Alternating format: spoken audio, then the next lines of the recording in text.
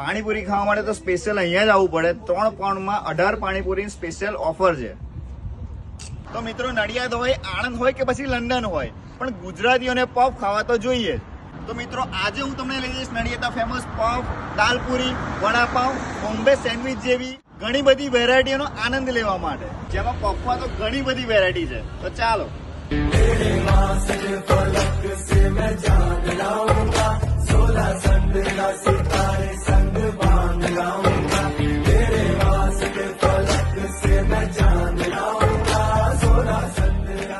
દાબેલી અને વડાપાવ માટે આ સ્પેશિયલ બનશે.